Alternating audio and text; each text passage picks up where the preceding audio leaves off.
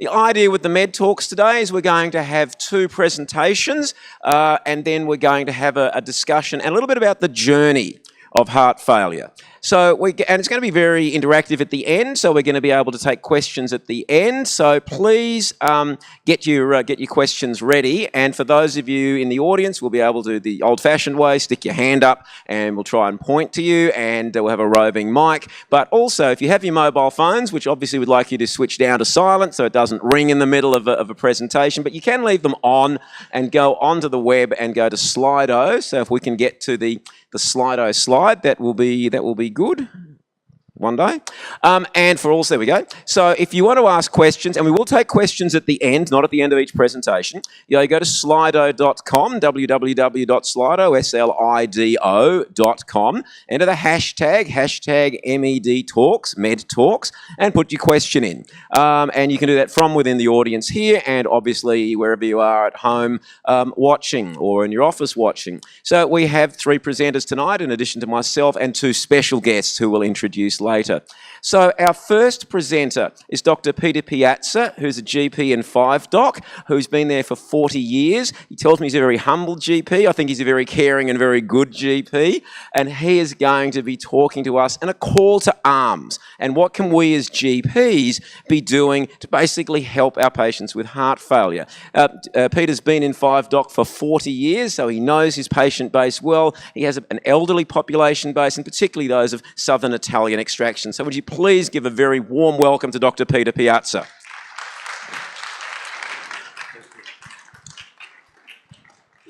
Well, thanks very much, Joe. And the reason that we're here is to try to achieve better outcomes in chronic heart failure. And I'm here to talk to you about how we might achieve that from the general practitioner's point of view. So to start with, we need to set the scene and say, well, what are we talking about? Well, we're talking about chronic heart failure, which is a complex clinical syndrome, and I emphasise that it's a clinical syndrome that involves often typical symptoms such as breathlessness, ankle swelling, fatigue.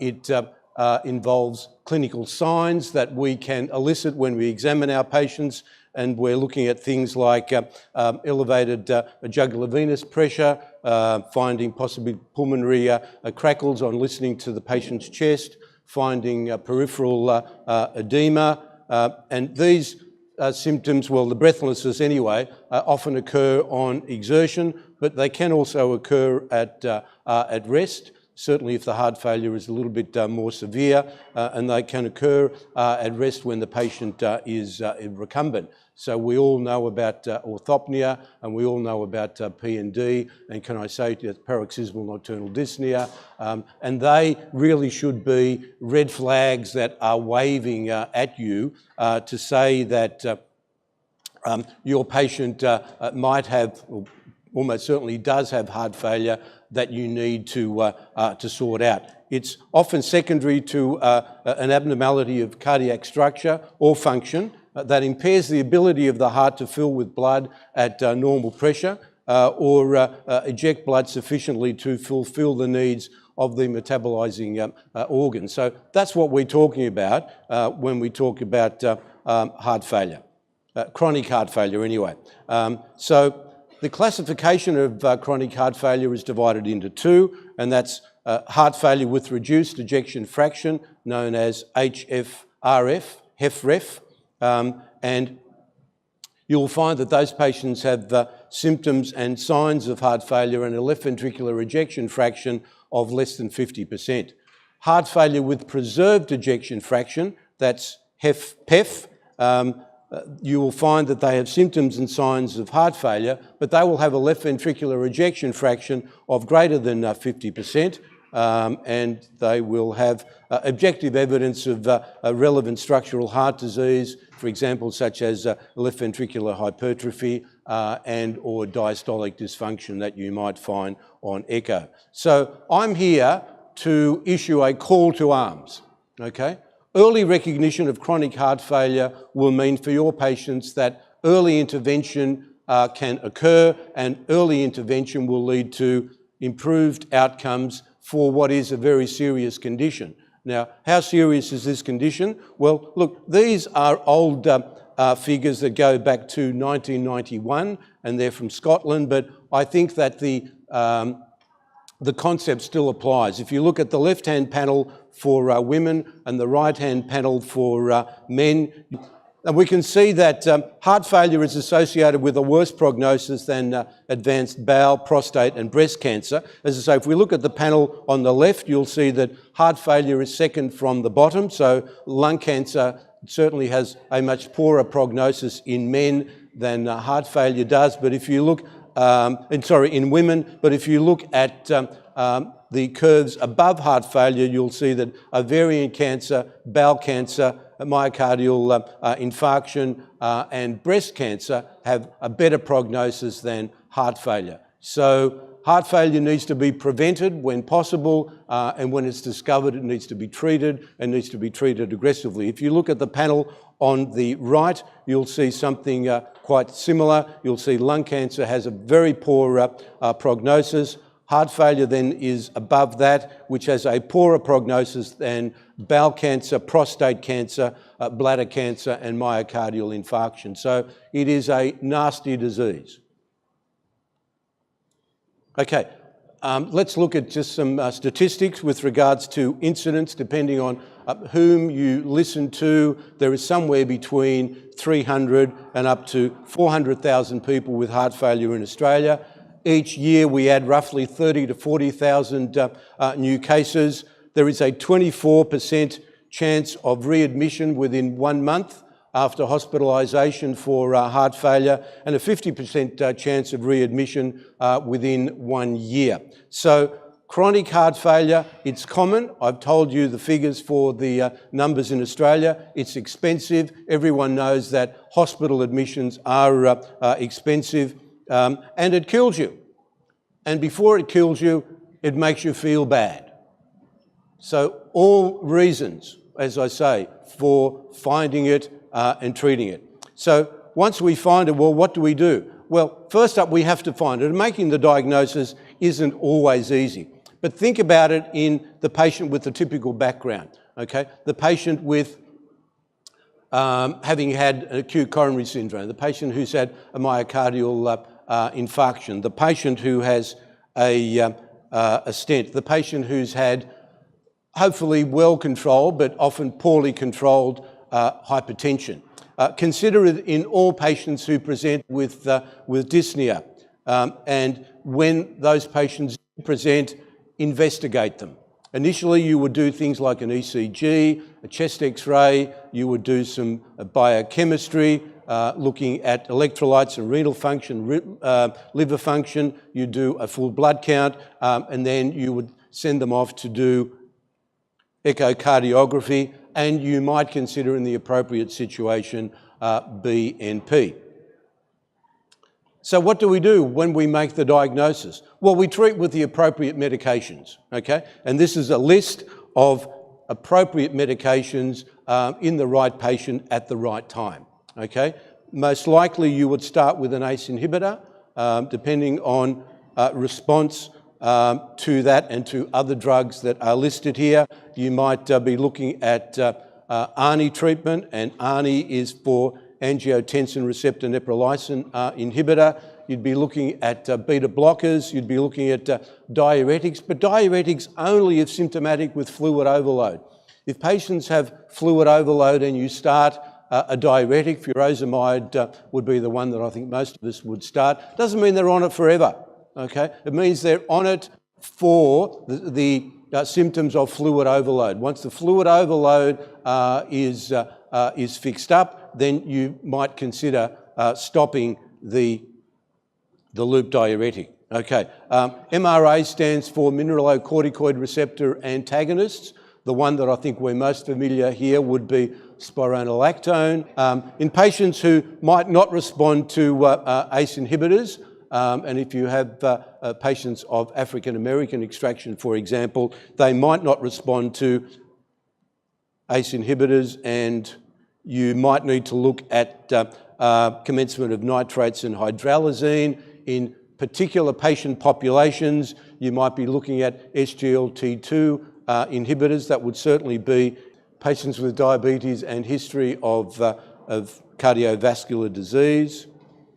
So, SGLT2 inhibitors in patients with heart failure in type 2 diabetes. I think we need further studies about this, but the study that has come out in relation to this, I'm sure a lot of people are familiar with and know the result, but more to come about that. I've put a question mark next to digoxin. Our next speaker might talk about all of these in a little bit more detail, and when again, the situation is appropriate. In consultation with the cardiologist, you'd be looking at cardiac devices. Now, all through this, don't forget salt and fluid restriction. Encourage your patients to weigh themselves, preferably on a daily basis. Alcohol moderation is important, and I haven't put that in, but smoking cessation is important as well. Now, if I could have the next slide, please. Okay, now, what about drug therapy? Okay, so I just wanted to tell you about ARNI therapy because this is fairly new and some people might not be that familiar with it. ARNI stands for angiotensin receptor neprilysin inhibitor, okay? And the study that showed the benefit of ARNIs is called Paradigm.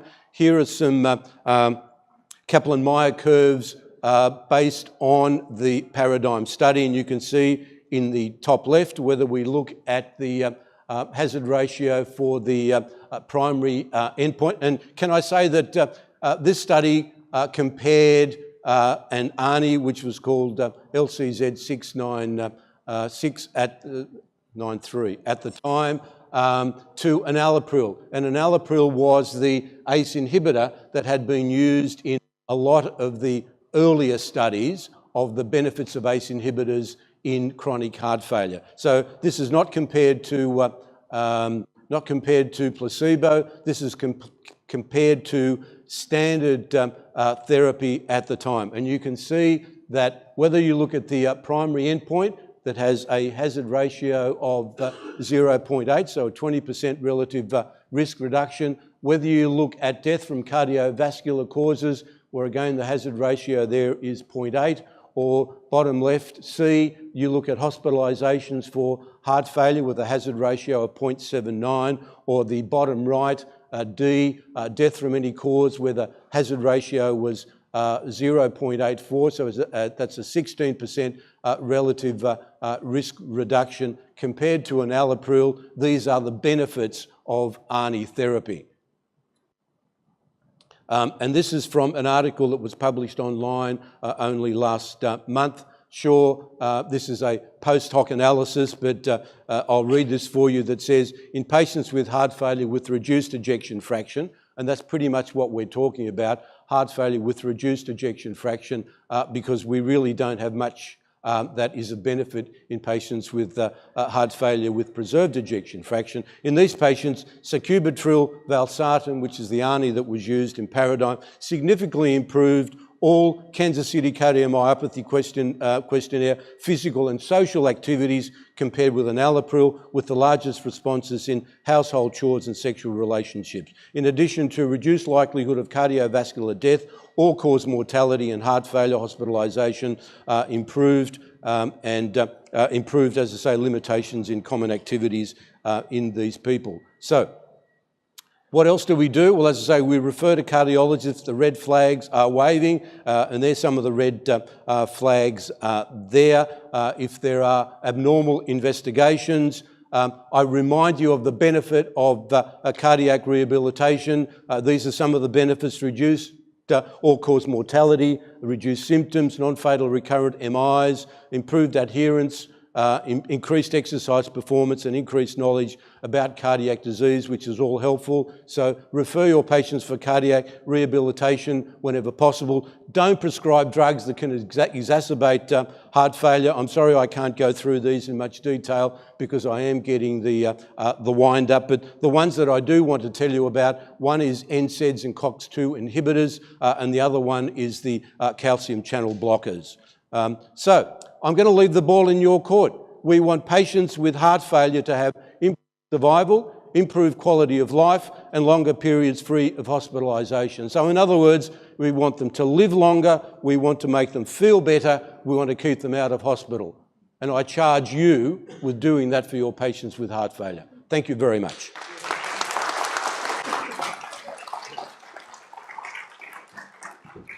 Right, thank you, Peter. And yes, it's always difficult when the technology fails on you. So well done. And it is a call to arms that we as GPs can be looking to identify these patients, looking to do our best in terms of investigating, and then that really does segue into our next presenter, who I'm very pleased to say hasn't bolted for the door, seeing the technology glitches, which I think we're now on top of. And a reminder, if you've got questions, we're not taking them now, we'll take them at the end, but go into Slido, #MedTalks, and enter your questions. So our second presenter, heart failure now, is Associate Professor Jodie Lattimore, who's the Director of Heart Failure Unit at the Royal Prince Alfred Hospital here in Sydney, and the co-chair of the Cardiology Block at the University of Sydney, and also a founding member of the Heart Failure Working Group. So certainly a foremost expert on matters to do with heart failure. Please welcome Jodie to the stage.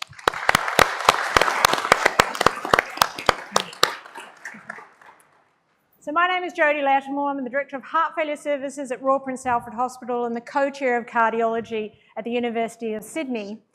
My talk I called Heart Failure Now, and what I'm going to concentrate on is the drugs that will make your patients live longer. Now, to understand what we're doing now, what drugs we can use now, and why we do what we are doing, we have to understand the journey that's taken us to now. That journey started back in the late 1980s. It was the dawn of the era of the ACE inhibitor, and the Census trial was the first of the great positive trials. It came out in 1987. We're now very familiar with ACE inhibitors. We use them, we start them at low doses and increase them up to high doses frequently, and usually in the community. But it wasn't like that at the beginning. And it became apparent as I was preparing this talk that I was always going to become a heart failure physician, because my path and the path of the heart failure trials are almost exactly in sync. So in 1987, I became a medical student for the first time, and I can remember the patients coming into hospital to get their first dose of ACE inhibitor. Raise your hands if you can remember patients having to go to hospital for ACE inhibitor. Yeah, we've come a long way from those times.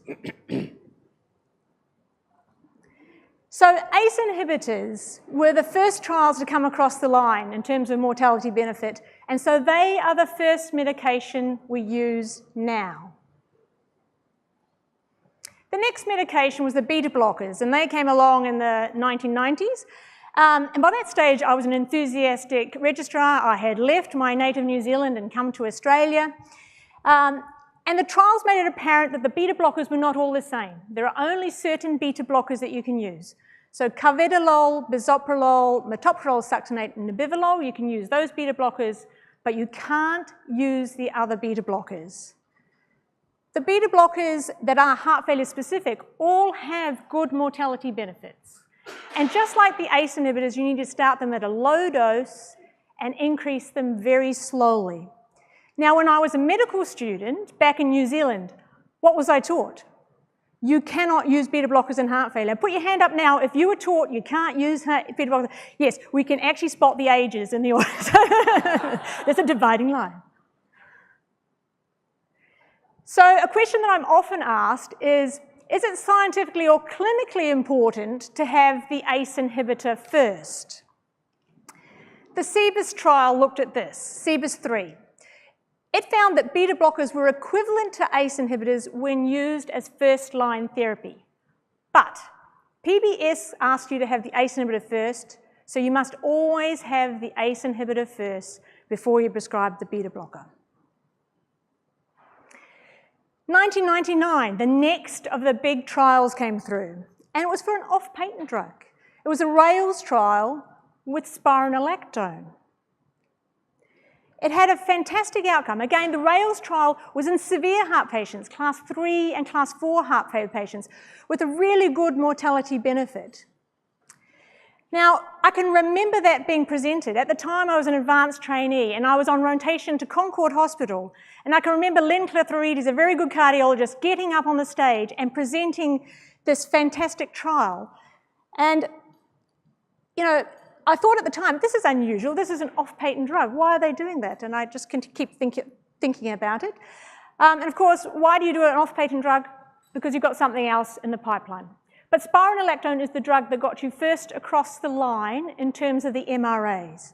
Now, I wanted to put a picture on this slide of me being an advanced trainee, but I looked through my pictures. I actually have no pictures of myself as an advanced trainee. Advanced trainee in cardiology, you have no social life. Fortunately, one of the cardiologists at RPA retired a couple of weeks back, Dr. Brian Bailey, and in amongst his slide set, I found this. And so there's a picture of me, and I actually looked like I was happy at the time, and some of you may recognize some cardiologists from your own zone in this picture. So eplerenone, that of course was the pipeline drug, and eplerenone is spironolactone without breasts. So PBS looks at it very much as being a spironolactone without breasts. It has very good mortality data behind it, but again, you have to do what the PBS says you're allowed to do, which is starting at 3 to 14 days post-myocardial infarct, which is what the first of the big eplerenone studies looked into, the post-myocardial infarct situation. Then things were quiet for a while. We must have partied too hard in 1999. 10 years go by before we see anything else. I went off and had a PhD and had a couple of other people. I was busy during that time. I didn't really want to be having to change my patient's medication, so it was convenient. So in 2010, ivermectin appeared. I'm still pretty busy because these guys are very little. The SHIFT trial was the study, and it showed a mortality reduction if the heart rate was greater than 77. And so that again is why PBS will only allow you to use it if the heart rate is greater than 77. Now, ivermectin is quite a bespoke medication. You can only use it in certain situations. They must be in sinus rhythm. If you're not in sinus rhythm, it doesn't work. There have been some negative outcome trials with angina in some situations. It gives people some sparkly vision, and there are quite a lot of interactions. So this has not become as widespread as the other medications. Now, finally, my children became big enough to be able to go to the bathroom by themselves, which was a great relief. And they became big enough to allow me to go overseas on conferences. So I went to a conference in 2014, the ESC. I was very excited. And at that conference, I saw the best clinical study that I've seen since I became a cardiologist. This is the original slide that I composed on the airplane on the way back, with LCZ 696 is the number that Peter was trying to get to desperately. You were close. Which had an angiotensin and neprilysin inhibitor. And the curves, as Peter showed you, the full range of curves, I'm just showing you one to get a feel for it. All the curves went in the right direction. It did the kind of thing you want a drug to do. It all made sense.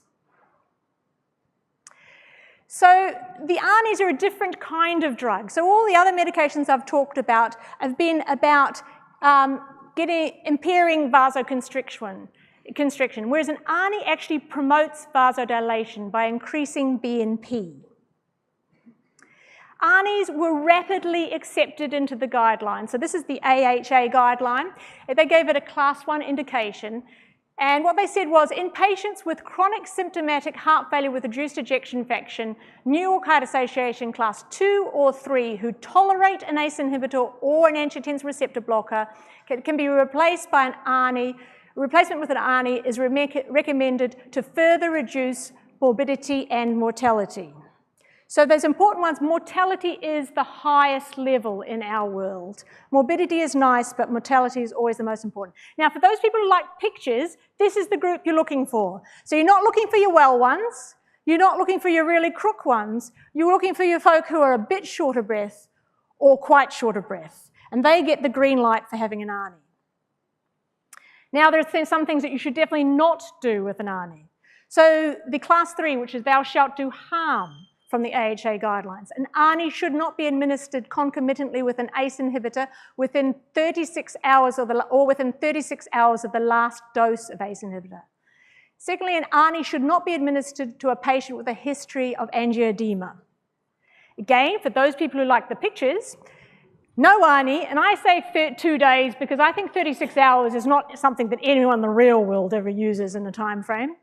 And no angioedema, so Mrs. Potato Head here is not allowed to have an ARNI. So this is the timeline, and all the trials across the timeline. We start with an ACE inhibitor because that was the first trial to come across the line. Those were the trials that created my subspecialty. Then we add in a beta blocker because that was another next big group of trials that came across the line. Then we go to an MRA, which will be predominantly spironolactone, but for a few people, eplerenone. Ivabradine will be for a very specific population, and now we have the ARNIs, and the ARNIs replace the ACE inhibitor or the angiotensin receptor blocker once you have the other medications in place. What of the future? Well, I'd quite like to be able to choose what medication I use, and at some point in time, maybe PBS will allow me to do that, because there are patients who are tachycardic, and you think, well, really, actually, I'd much rather go the beta blocker at this moment in time, and I'm not allowed to. And maybe there will be some fantastic new drugs that come on board. I'm hoping that the next great new drug that come on board comes on before I have grandchildren as my next photograph, because that will be a long, long time in the future. Thank you. All right. Excellent. Thank you, Jody. All right. So what we've heard now, we've heard the call to arms. We've heard about some of the problems that occur with cardiac failure. I might just grab the clicker from you, actually. Thank you. And we've heard about how treatment have changed and morphed over the years and continues to do so. So what we're going to be doing now is hearing a little bit more about, well, what does this actually mean back out in the real world with somebody who has actually lived the experience. So we'll be bringing up on stage in a moment Kevin Kelleher and his wife Cheryl. Kevin, they both have a background in the health industry, and I won't preempt that explanation as it comes through. And they'll be accompanied by Nicole Bennett, who's a clinical nurse consultant, also at the Royal Prince Alfred Hospital in the cardiac rehab unit, where she's been for about 9 years, working indeed with Jody and her team, and has been working with Kevin and Cheryl for the last 12 months. So if you could welcome back on stage Peter and Jody, and also welcome Nicole Bennett and Kevin and Cheryl Kelleher. And what we're going to have,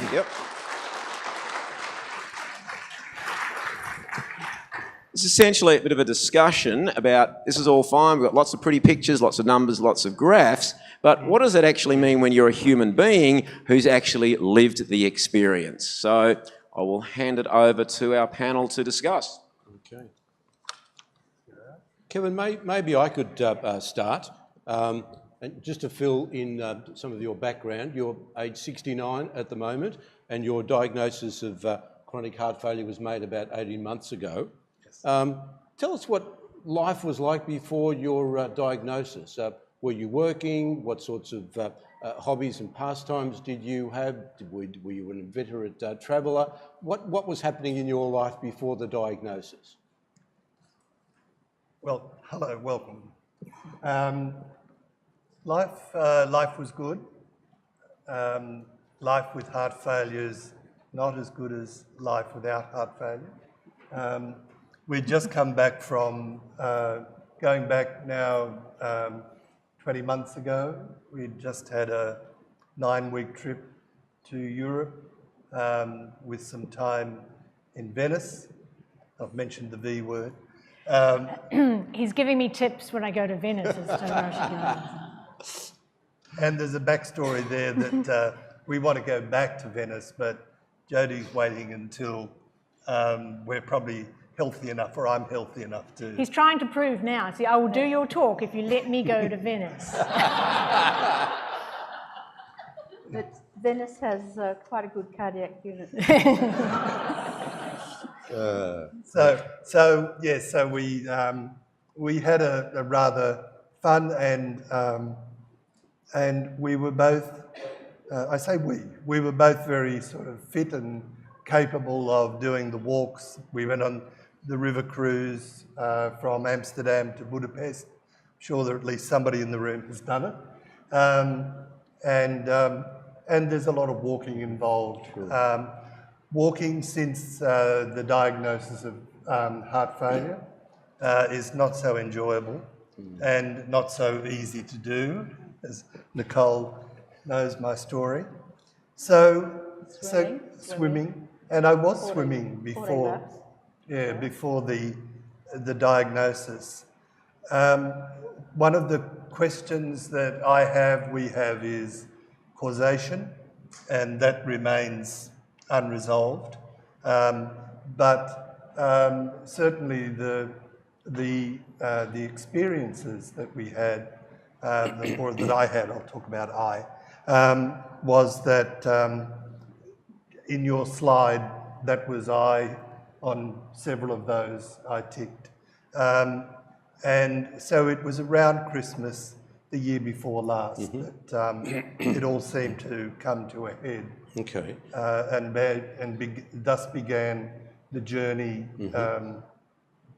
to work out what the hell was going on. I'll ask you about the journey in a minute, but again, just to fill in some background, Kevin, both you and Cheryl do have a medical background of sorts. Cheryl, you worked in accident and emergency and in occupational health and safety for many years. And Kevin, you were a mental health nurse for many years. Then you went into academia and you were also awarded a PhD. So maybe unlike some of the rest of us here, you're a real doctor.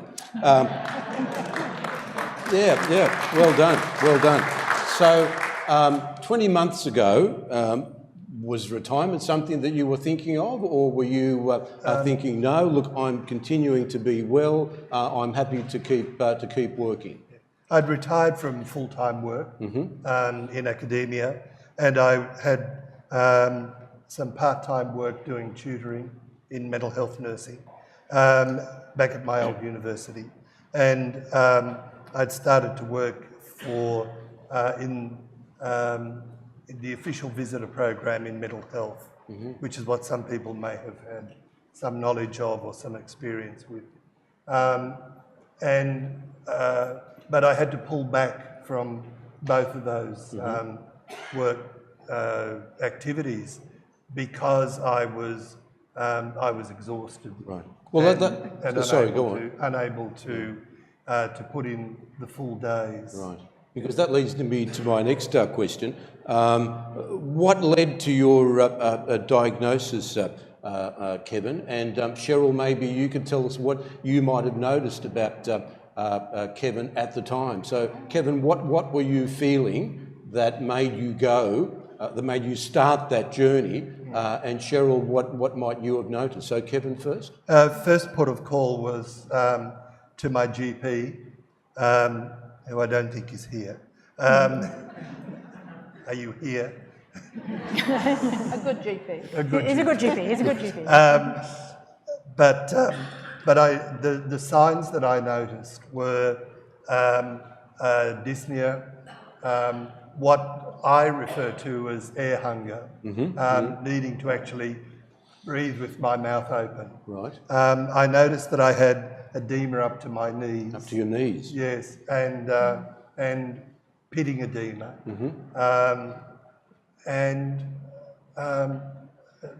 Well, do we still have something called lassitude? You're allowed to have that. Yes. Maybe the older people in the room know lassitude. I have no lassitude. And you're Latin. But the days weren't as negotiable as they used to be. Were you sleeping okay? Sleeping a lot, but not sleeping well. And not sleeping in a bed, sitting in a chair. Sitting in a chair.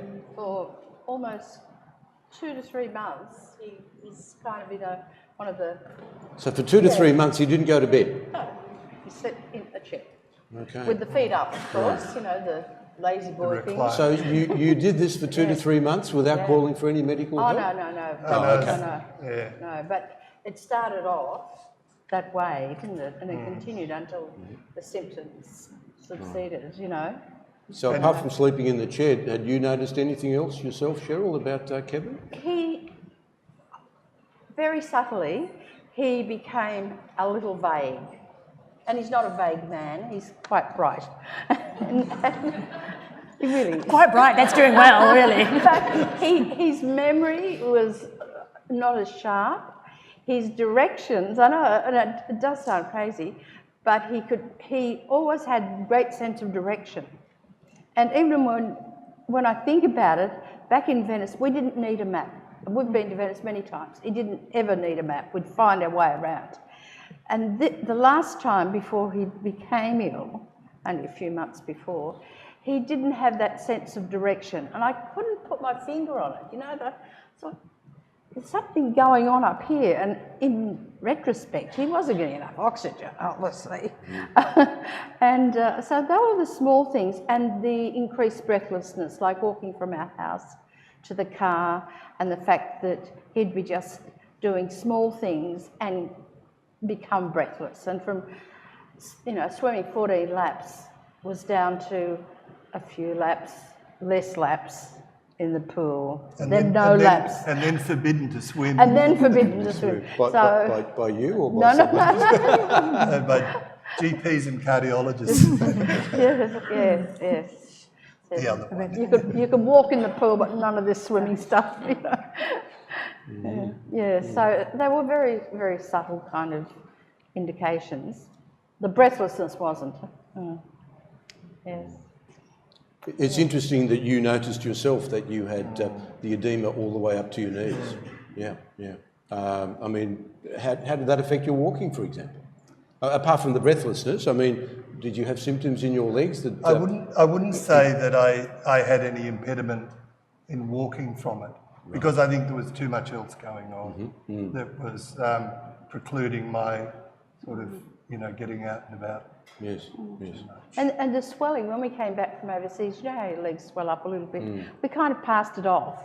It's all, you know, it's just, then it got worse and worse and worse. It wasn't caused by being in the aeroplane. So those words kind of passed it off are worth paying attention to. Yes. People often just pass it off. Well, yeah. Nicole? Kevin, can I ask you whether having had a medical background, whether it either empowered or hindered your journey? You could ask our medical practitioners. It certainly, it empowered us to have a certain amount of knowledge, not the whole knowledge, but I think probably critically, and I think Cheryl would agree, when you don't know how to explain what is going on, you need to have the questions.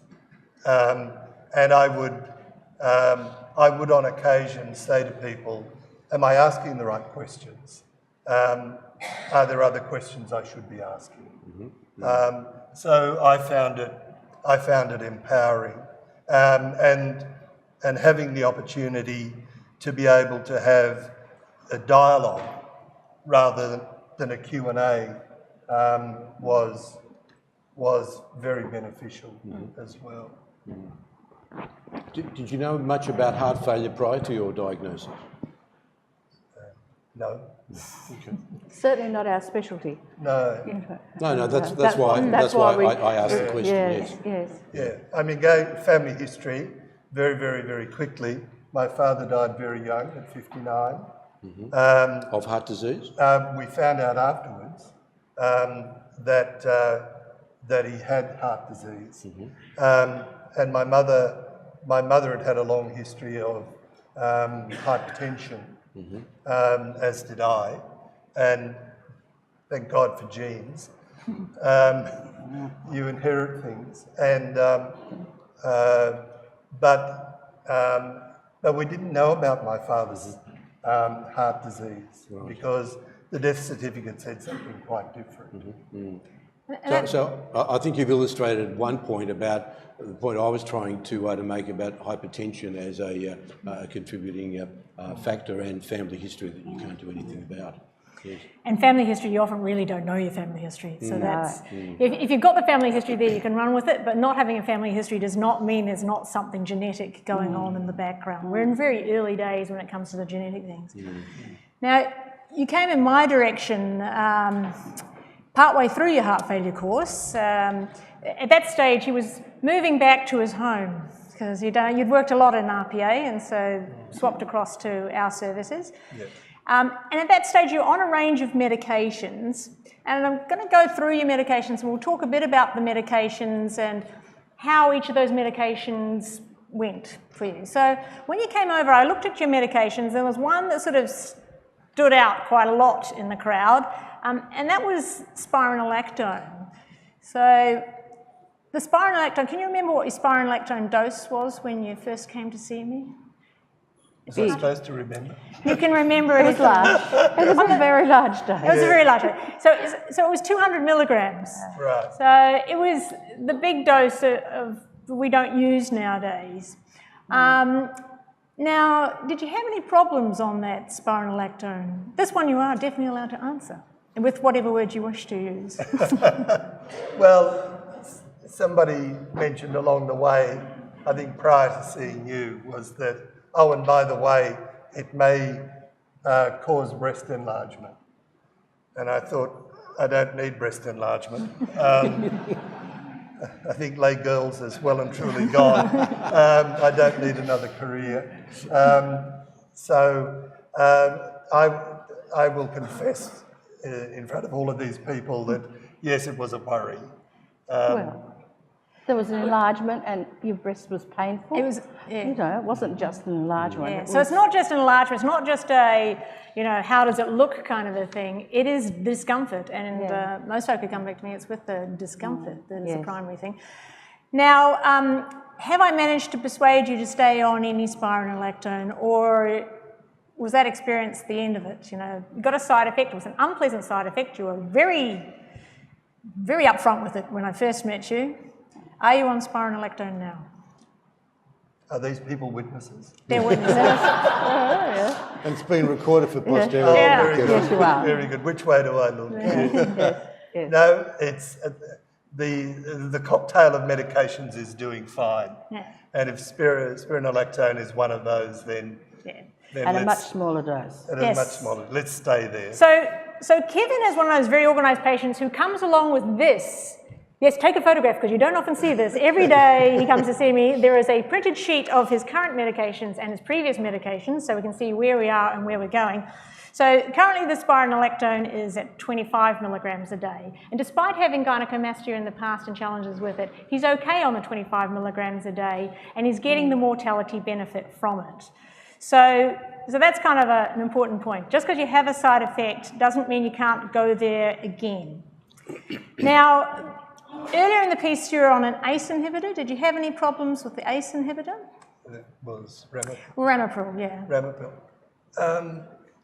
My standard response to these questions, and Jodie knows this, is that I don't remember that it was specifically a problem, but rather the medication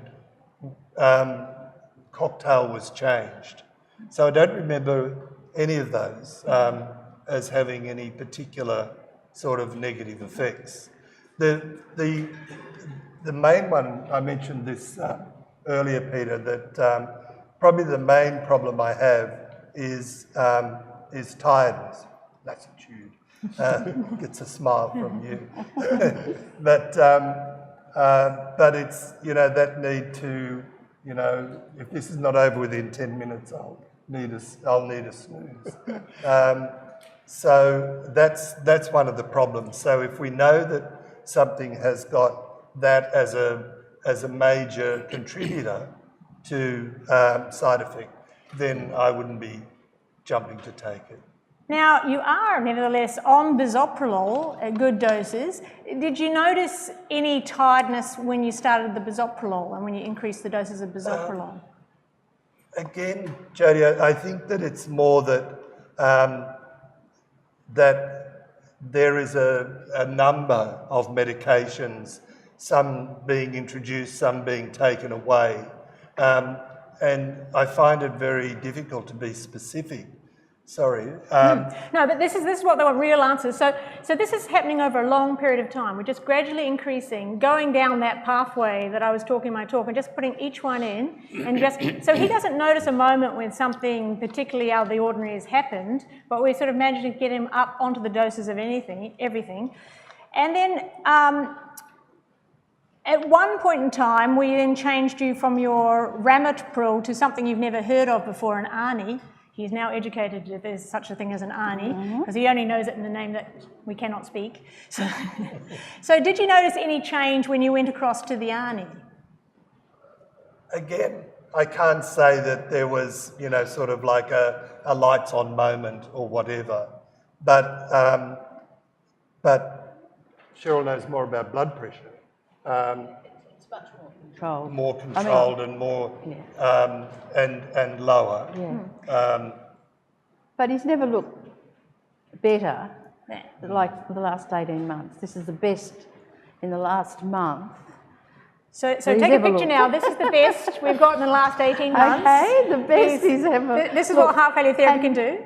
His colour, his energy, his mental agility, I think since the medication seems to be stabilised, I think. Can you remember what dose of ARNI you're on? And almost none of my patients can exactly remember what dose of ARNI they're on. It's an unusual dose. 97,103. Yeah, so on the full kit and caboodle, feeling the best he ever has done. Now, there was another medication you had early in peace at quite high doses, which is frusemide. Yes. How much frusemide are you on now? I take 40 milligrams about once a week. Yeah.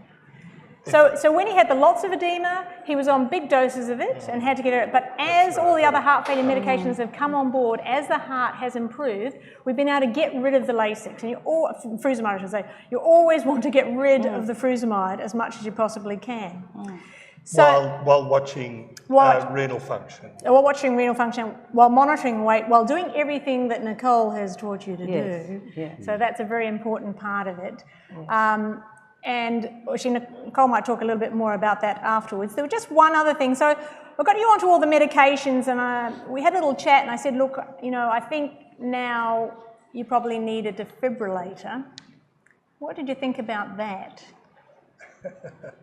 Oh, you know that I was thrilled to the back teeth. Just what everybody wants. Slice the chest open, stick a little machine in there, the story, and some lines that go in different directions. Wire you for sound and all of that kind of thing. Yes, but with the confidence in our practitioners, we said, yes, let's do it. Now, let me say, the confidence involved, I'll get back to you. We're going to go away and have a talk about this. Well, we had to research it. We didn't jump in, but we had to do our research, our questioning, who's doing it and who's recommending it. I mean, all of our decisions are made on a factual study, That's always a good thing. When the patient is going on this journey and actively participating in this journey is always a good thing. So when you made that decision for a defibrillator, did you want to wait around any longer? No. Once the decision was made, poof, they went for it. Okay. Are you happy you made the decision for a defibrillator? Yes. Why are you happy you made the decision for a defibrillator? Because about a month or 6 weeks after I had the defibrillator in, which just coincidentally happened to be the 29th of August last year, just serendipitously a date drops out of the blue, and we were seeing the surgeon, and he just looked at both of us and he said, if you didn't have this, you'd be dead. So, one for bedside manner, and 99 for directness. But 1 week after insertion, it fired.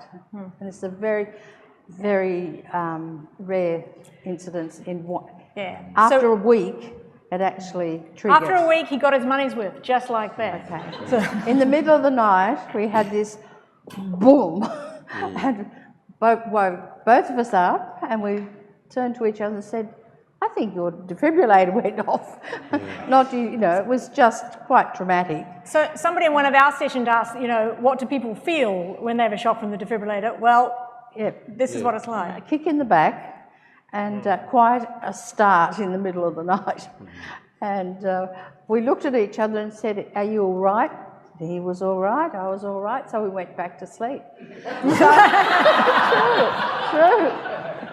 And he was all right, and he wouldn't have been all right only for the device, you know. So. And a word for those who engage in the debate over Medicare versus waiting on the public health system.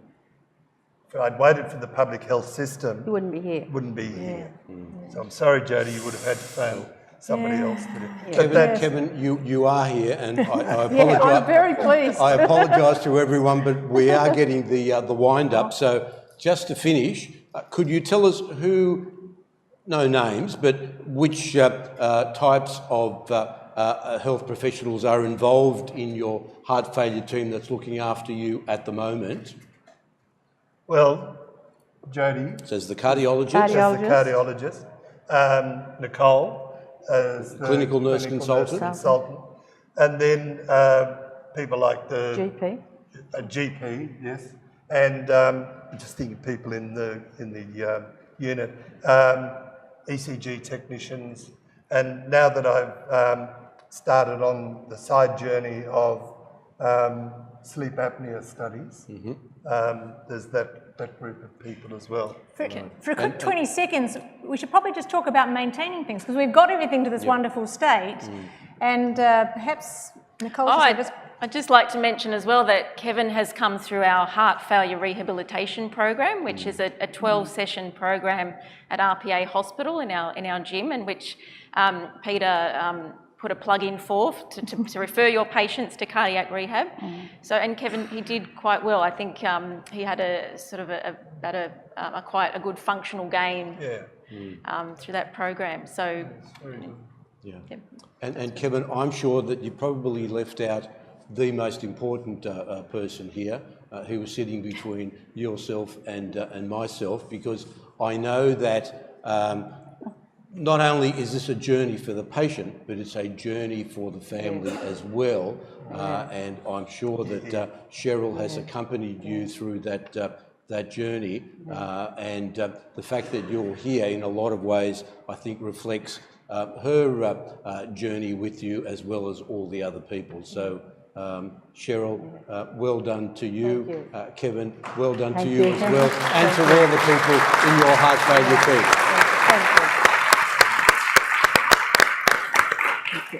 Excellent. Look, I think on that note, I was just about to say to thank all our speakers, but you've already done that, so thank you. We'll move across to questions, and we should have some on the Slido, and we have the roving mic. So, look, we'll take the first one perhaps off the, just looking down the list. And this can be to any of the panellists, but maybe best for you, Jodie. Can you expand on ARNI mode of action and common side effects? Is there enough data for serious adverse effects? So ARNIs are predominantly, the vasodilating is the new factor. You all know the angiotensin receptor side effects. So the thing to bear in mind is it's got the angiotensin receptor blocker in it. So you have to do all the things you normally do for an angiotensin receptor blocker. So looking out for the potassium, the renal function, just the way you always have done. The other component is a vasodilator. So you look after it as if it was a vasodilator. So blood pressure drops are the things to watch for. Any new drug is new. So you are the post-marketing phase. You are the gone out after the trials. So we will learn more stuff over time. There were no particularly bad signals from the initial trial. So. Excellent. Got a question from the floor. Anybody got their hand up out there? Yeah, right at the front here. Just wait for the mic and we'll bring that around.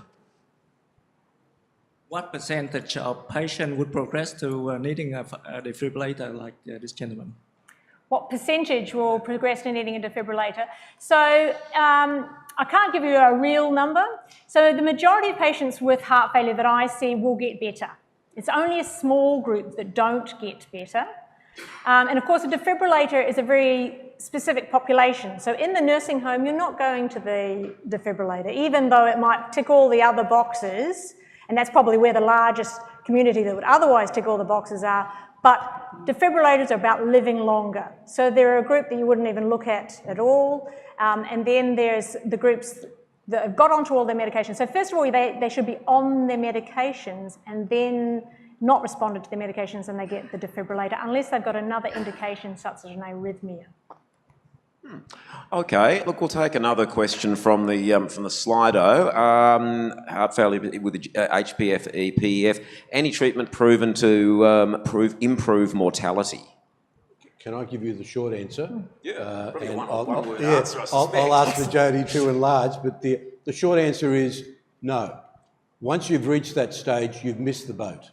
Okay, you really need to have treated, for example, the hypertension that almost certainly that patient would have suffered from much more intensely in the past. Heart failure, preserved ejection fraction, no treatment. Jody, please enlarge. I'm going to give you the long answer. Has been proven to have any benefit? The long answer really is no. All right, I think that's fine. Have we got another question from the floor? Yep, lady in the... Oh. I'm not very clear about the recommendation for a defibrillator in chronic heart failure. So if they've got an arrhythmia, I can follow that, but otherwise, when would you recommend? So the other recommendations are usually related to ejection fraction, and it's usually ejection fraction less than 30%. If you actually look at the defibrillator guidelines, they're very complex. So it's never a decision that's really going to be in your hands. It's not even most of the time in my hands. It's often in the hands of electrophysiologists that make the final decision, because each little study has created another if, and, or, but along the lines. But usually it's ejection fraction less than 30%, then you're thinking about a defibrillator. Looks like another question off the slide. I'm not sure there is an answer to this question, but I'd be interested to get Peter opinions. can take it, okay. What is the best evidence-based diet to adhere to for cardiovascular health? Is it a whole food, plant-based diet or a Mediterranean diet? And I suspect there's studies that show everything. And that's be interested to hear. Why is nutrition still not emphasised enough in medical schools, and what can be done to better educate doctors? I'm not sure there's an answer to that one. I think that this must be a Nicole one. Happy to take anybody's view. Nicole, what advice do you give doctors that they should be giving to their patients? Well, certainly with heart failure patients, trying to reduce their sodium intake, and that is quite a complex thing. It's not just a matter of not adding salt to food. A lot of the foods that we consume, approximately 75% of what we consume is, or the sodium that we consume is hidden in food. So really it's all about trying to get our patients to reduce their processed food intake, and to reduce their salt intake is incredibly important in heart failure. Thank you. Got another question from the... Sorry, can I just have my 2 cents worth there? Yeah. Having been born in Sicily, I'm going to have to say that the Mediterranean diet is the way to go. Why aren't doctors trained in that? Well, I can't speak for what happens at universities at present, but I agree that there is need for more education there, in the same way that there's need for more education in a whole host of fields. And how do you fit it in? I don't know. The last point that I was going to make is, why isn't there more emphasis on it? Well, because it is difficult. Nicole's already said that it's a complex issue. It's difficult. Therefore, the doctor doesn't pay the attention that possibly should be paid. The patient wants an easy fix, which usually means a tablet, and unfortunately, that's the sort of thing, diet, that goes by the wayside. But I agree that it's something that should be emphasised at all points through the patient's journey. Excellent. Yeah, question over there. Thank you for the journey of the medication. What about digoxin? What about digoxin? Yeah, I specifically didn't put it on because I was looking for ones that improve mortality. So digoxin potentially might make mortality worse. It might have a higher mortality. At best case scenario, it might be neutral. but it doesn't improve mortality. So yes, it's not there, nor was it on any of my slides that I did earlier in the day. I walked delicately away from digoxin. Off the Slido, is it common to have concurrent therapy of ACE inhibitors and ARBs? Look, I'm happy to have a go at that, and then again, Jody can enlarge. I think that years ago, and I'm trying to remember when the on-target study came out, it was late 2000s, was it? We used to combine the two classes of agents, not necessarily commonly, but I think we did do that after the on-target study that showed 1, no benefit, 2, problems related to renal function and hyperkalemia. I think that these days it is not common at all. I think it would be very uncommon to have concurrent therapy of ACE inhibitor and ARBs. Anything you wanted to add, Jody? No, I think that pretty much covers it. All right, got another question from the floor. Thank you. A question, please, for the good wife and the good nurse. Having had a father and a father-in-law with heart failure and now a mother with diastolic heart failure, which I'm looking after, but the father and father-in-law both had scales. Both of them, after a week or two of staying at the right weight, stopped weighing themselves. How do the two of you get the patient to keep weighing themselves and monitor whether they're gaining fluid? You do. Sorry, is that for me and Jody? Or for the patient. Let's go for the patient. Yes. No, for the wife of the patient, how does she get her husband to weigh himself? For the nurse of the patient, how does she get the patient to weigh himself? Expert. He does. He weighs himself. Now, do remember, he also brings in this to me every time he comes. So I may not have quite the typical patient on the stage for you. Yeah. Look, I think if it's it starts to go up, it's usually, well, he's better stop eating a bit. But the problem has been lack of exercise, which, you know, has more or less come down. No, the amount. I didn't hear that. There's exercise and the amount of Does exercise. Nicole have any tips for getting your patients to do what you tell them to do? Could you educate them on that? So yes, as Jody said, look, Kevin is a model patient and has a great support in Cheryl. But a lot of the time we, as heart failure nurses that go into the home, we sometimes take scales in to monitor patients' weight. A lot of our patients, though, with very complex comorbidities, sort of visual impairment, a lot of them can't even see the scales. So we don't always, we do allow that some patients aren't able to actually weigh themselves on a daily basis, but we do just continually try to reinforce things like checking your weight, watching your salt intake, your fluid intake, and most importantly, we want them to be able to try and recognise other symptoms. So it might not be a weight gain, but it might be that they've got an increase in edema, or they've got worsening shortness of breath. So we want them to get onto the phone and give us a call to let us know what their symptoms are so we can intervene early and stop hospital readmissions. So basically it's not a set and forget. You can't say, I've told the patient to weigh themselves daily. Next. Every time. I think also it's about knowing your body. And I know, I won't use you, I know when my weight is up a bit or down a bit, and then put strategies in place if it's going up a bit to be able to do that.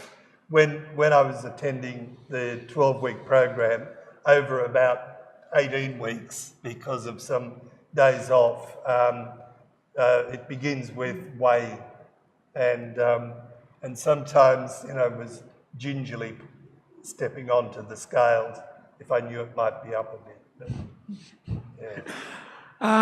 All right, look, I'm just going to twist this question around a little bit off the slide. It's more about risk factors, so I don't think we need to go into all of your other issues there, Kevin, but essentially the question is looking at other risk factors like diabetes, chronic renal failure. What sort of risk factors need to be taken into account when prescribing an ARNI, I think is the gist of that question.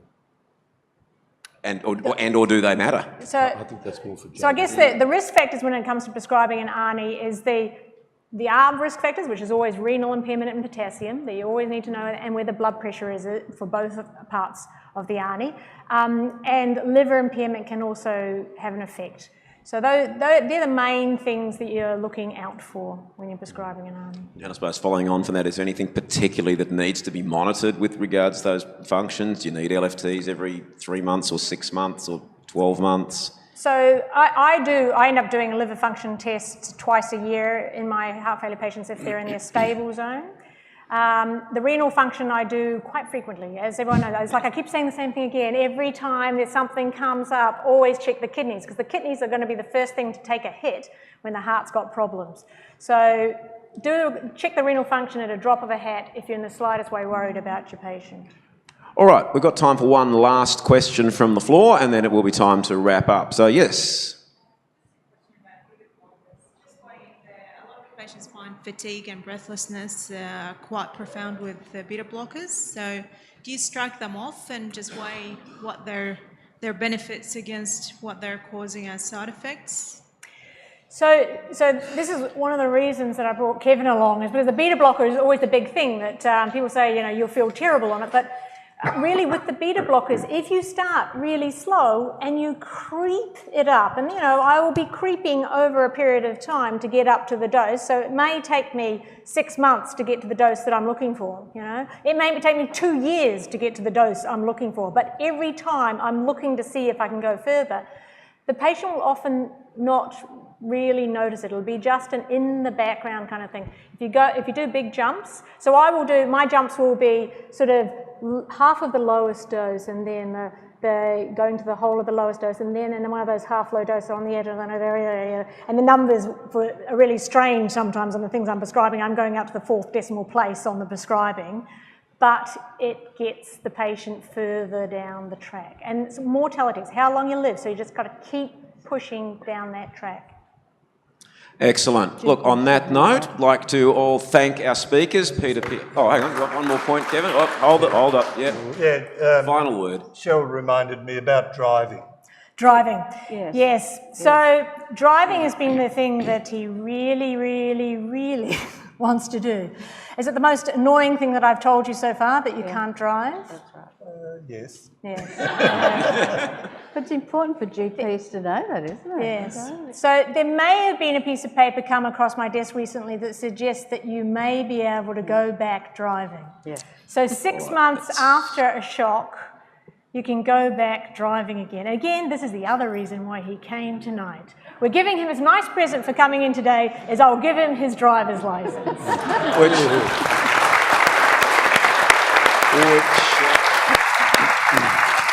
Which I think is a really positive note to finish on, because at the end of the day, that's about improving life and ability to live life, which is really what we're about in helping our patients. So I would like you to thank all of our speakers, Peter Piazza, Cheryl Kelleher, Kevin Kelleher, Nicole Bennett and Jodie Lattimore. Big round of applause for all the speakers. Thanks for your attendance.